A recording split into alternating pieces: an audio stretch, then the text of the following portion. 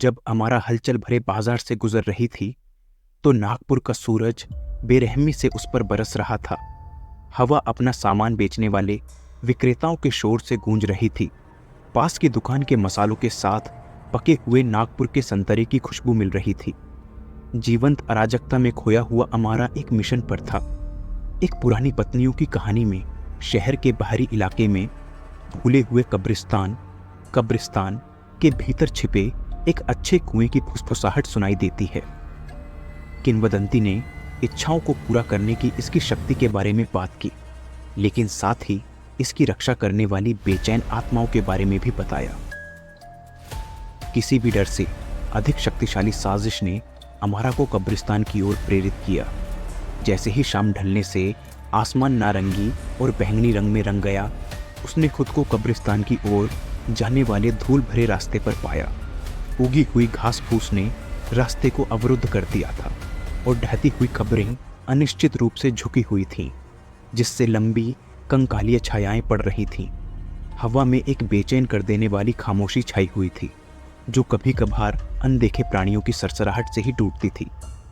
एक समाशोधन पर पहुंचकर अमारा हाँफने लगी।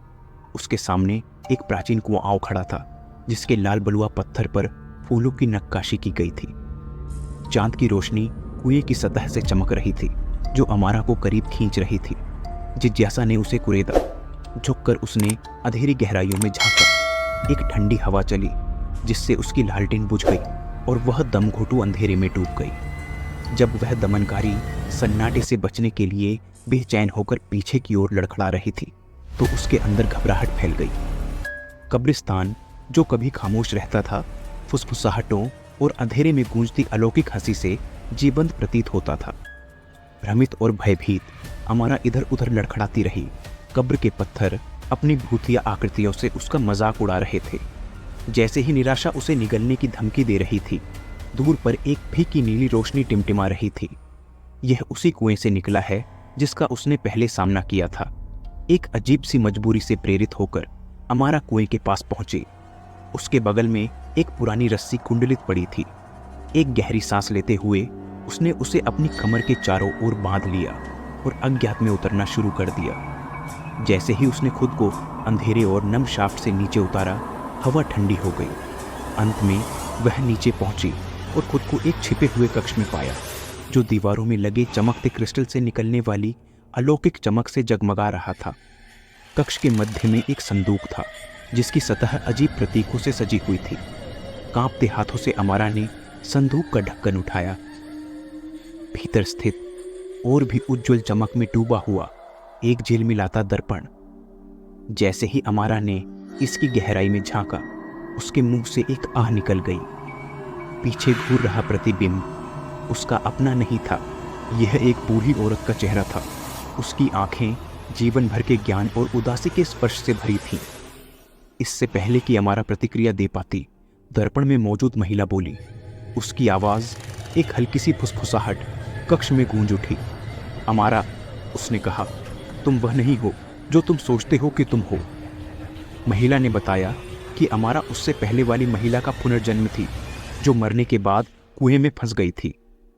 कुआं एक द्वार के रूप में काम करता था और अमारा अपने पिछले जीवन से आकर्षित होकर अनजाने में इसे सक्रिय कर देती थी। इस रहस्य उद्घाटन ने अमारा को अंदर तक झकझोर कर रख दिया।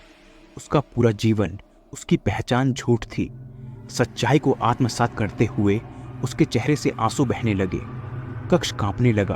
क्रिस्टल अशुभ रूप से टिमटिमा रहे थे। दर्पण में महिला उदास होकर मुस्कुराई। तुम्हें चले जाना चाहिए अमारा, यह तुम्हारा समय नहीं है। जैसे ही अमारा रस्सी से चिपक गया, उसे एक अदृश्य शक्ति ऊपर की ओर खींच रही थी। दुनिया धुंधली हो गई। उसने खुद को वापस बाजार में पाया। हलचल भरी अराजकता रात की ठंडी घटनाओं के बिल्कुल विपरीत थी। सूरज की रोशनी नीचे की ओर बह रही थी, जिससे दुस्वप्न के अवशेष धुल गए। या ये था। जैसे ही अमारा भीड़ के बीच से गुजरी, एक दुकान की खिड़की पर एक क्षणिक नजर ने उसे रोक दिया। एक प्रतिबिंब ने उसे घूर कर देखा, उसका अपना नहीं। दर्पण में वह महिला का चेहरा था। उसके होठों पर एक जानी पहचानी मुस्कान खेल रही थी। क्या यह सब एक भयानक सपना था, या क्या कुएं ने वास्तव में अमारा को पिछले जन्म से बांध दिया था और बूढ़ी औरत की आत्मा को पृथ्वी पर चलने के लिए स्वतंत्र छोड़ दिया था? उत्तर कब्रिस्तान के रहस्यों की तरह छाया में दफन रहा।